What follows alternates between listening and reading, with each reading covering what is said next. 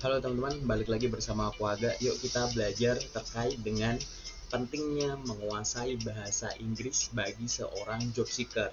Nah mungkin topik ini teman-teman udah biasa dengar, udah pernah baca, udah pernah sharing dengan teman.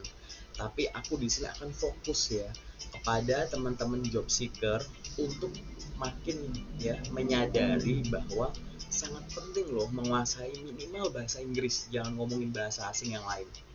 Mungkin dari teman-teman di sini ada yang udah sering mendengarkan topik ini, membaca artikel ini, tapi sampai detik ini teman-teman nonton video ini, teman-teman belum tergerak secara seutuhnya atau mungkin belum bergerak sama sekali untuk mulai belajar bahasa Inggris secara profesional.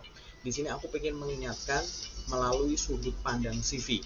Jadi aku ingin sharing terkait dengan pentingnya menguasai bahasa Inggris dengan sudut pandang informasi yang ada di CV. Yuk kita bahas.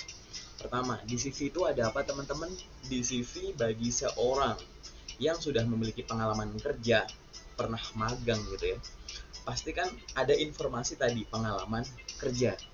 Dari pengalaman kerja sendiri, coba teman-teman bayangkan. Namanya bekerja, pasti kan ada fungsi yang dilakukan. Ya, ada fungsi jabatan yang dilakukan. Ada interaksi dengan orang, ada interaksi dengan barang, ada interaksi dengan sistem. Coba dibayangkan di sini teman-teman.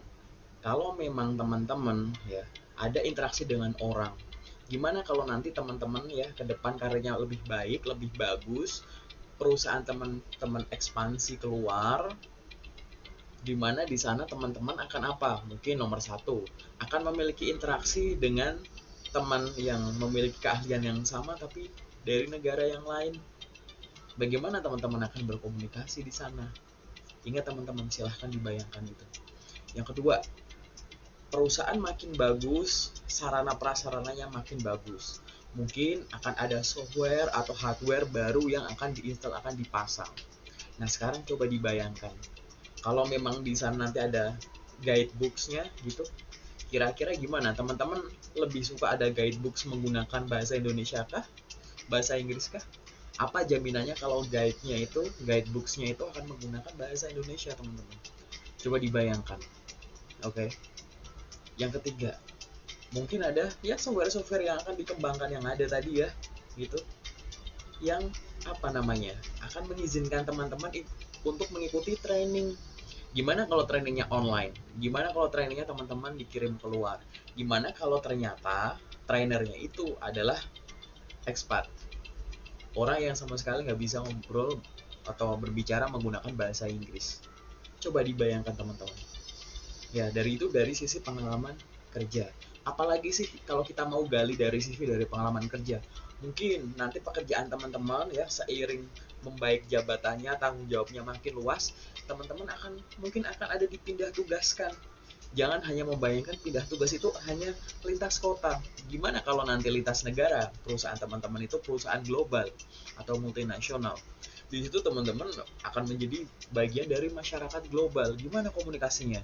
Teman-teman kira-kira akan, ini khususnya bagi yang belum bisa bahasa asing sama sekali ya, akan lebih menggunakan bahasa sesuai dengan daerahnya. Kalau besok aku ditempatin di Vietnam, aku akan belajar bahasa Vietnam. Besok aku ditempatin di Filipina, aku akan belajar bahasa Filipina gitu. Atau pakai bahasa Inggris aja gitu. Ini adalah contoh gambaran ya teman-teman. Pasti kan kita pengen ya tanggung jawab kita meningkat, yang akan berakibat benefit untuk kita juga meningkat kan gitu. Dari pengalaman kerja saja kita bisa di breakdown di sana.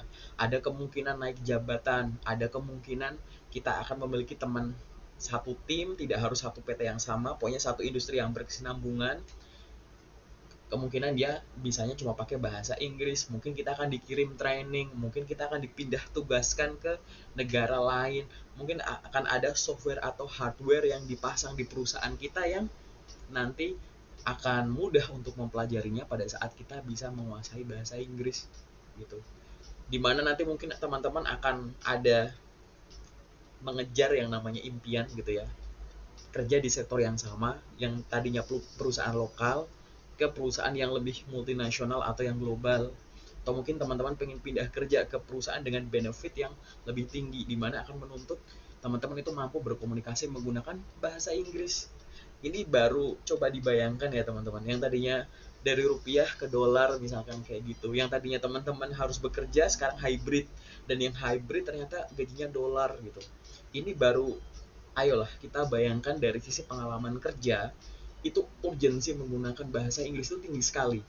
Oke. Yang kedua, misalkan teman-teman di CV ada apa sih? Ada pengalaman organisasi, betul banget.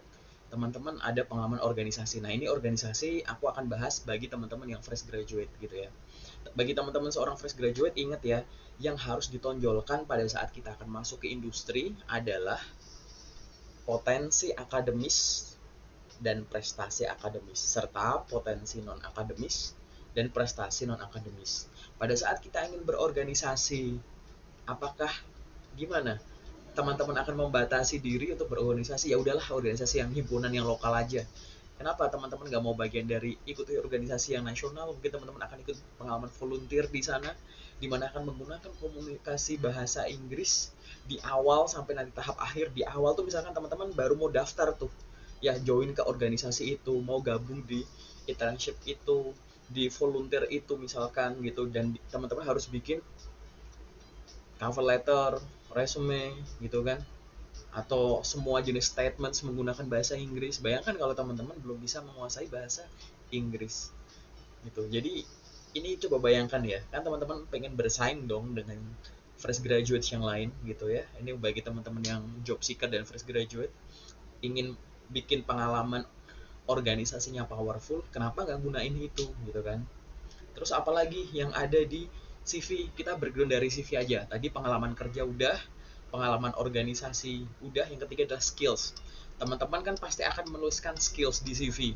Kita breakdown dulu nih, kalau teman-teman belum sadar ya pentingnya bahasa Inggris.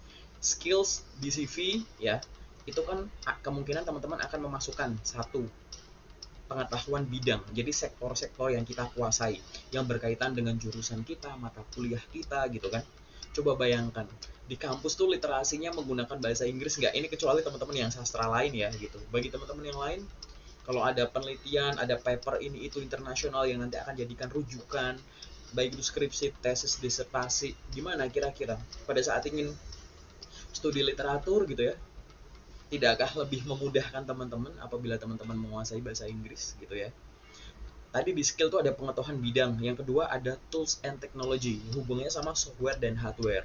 Pada saat teman-teman ingin belajar software tertentu, hardware tertentu, bukankah lebih banyak ya yang menggunakan bahasa Inggris sebagai pengantarnya? Kalau misalkan kita menggunakan software terinstall tertentu, kita bingung klik bagian helpnya di mana sih? Dia kan penjelasannya lebih menggunakan bahasa Inggris ya, daripada nggak ada yang pakai bahasa daerah kan di sana gitu. Coba bayangkan betapa mudahnya teman-teman untuk mempelajari itu apabila menguasai bahasa Inggris. Kemudian tadi ya, skill itu ada pengalaman, pengetahuan bidang, yang kedua ada tools and technology yang hubungannya software dan hardware. Yang ketiga ini adalah apa? Kemampuan bahasa dan komunikasi. Nah, kalau teman-teman mampu berkomunikasi dengan bahasa Inggris dengan baik, kemampuan bahasa Inggris teman-teman itu bisa dimasukkan di bagian kolom skill gitu. Bukankah ini akan menguntungkan gitu? Dan yang keempat adalah soft skill.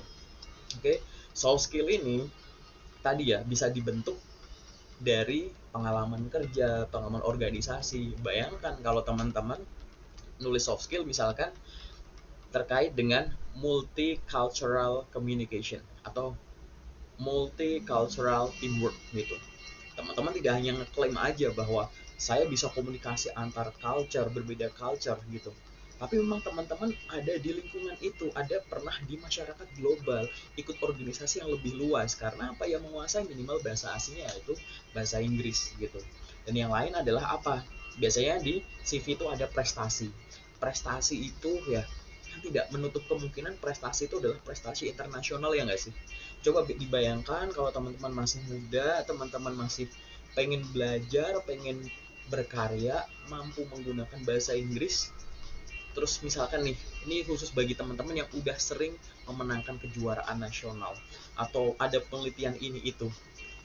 Berasa nggak kayaknya kayak what's next? Apalagi ya?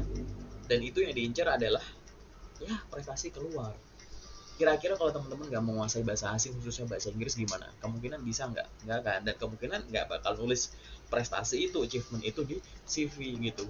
Jadi urgennya bahasa Inggris itu buat aku pribadi itu lebih dari sekedar mampu membuat CV menggunakan bahasa Inggris. Karena CV dengan bahasa Inggris pun cari template-nya banyak sekarang. Aku bikin video ini di bulan Ramadan 2022 gitu. Bagi teman-teman yang mendengarkan ini kapanpun, coba deh bayangkan. Jadi kalau kita masih merasa bahwa aku pengen bisa bahasa Inggris biar bisa lolos interview, aku pengen bisa bahasa Inggris biar bisa bikin CV bahasa Inggris, itu benar, tapi ayolah coba digali, ya coba digali. Bahkan dari CV pun yang ada di dalamnya ini urgent banget. Tadi 4 poin yang ada di CV yang ibaratnya tuh aku pribadi ya akan sangat concern banget bahwa itu akan sangat optimal kalau kita bisa bahasa Inggris. Pengalaman kerja, organisasi, skills, dan prestasi atau achievement, itu adalah 4 hal yang kalau kita bisa menggunakan bahasa Inggris gitu. Ini kalau misalkan aku pribadi bisa balik ke masa lalu, ya mungkin aku akan ingin ya menguasai bahasa Inggris dengan lebih cepat, dengan lebih hebat gitu, karena aku tahu dari 4 hal ini tuh bisa dikembangin sangat luas sekali gitu. Jadi tidak ada yang namanya nanti language barrier gitu kan, kita hidup di era globalisasi gitu ya. Paling itu dulu dari aku ya teman-teman. Aku pengen sedikit ngasih gambaran yang berbeda terkait dengan pentingnya belajar bahasa Inggris diturunkan dari info yang ada di CV, yang apabila teman-teman menguasai bahasa Inggris dia akan lebih menjual. Nah, thank you ya. Nanti kalau pengen ada yang diskusi lagi dengan aku, boleh tuliskan di kolom komentar atau DM aja ke LinkedIn-ku, boleh ke Facebookku atau ke Instagramku, dan itu gratis. Kita nanti akan ngobrol lagi. Paling itu aja dulu dari aku ya teman-teman. Semangat untuk mengembangkan diri, memahalkan diri, dan memantaskan diri. Terima kasih.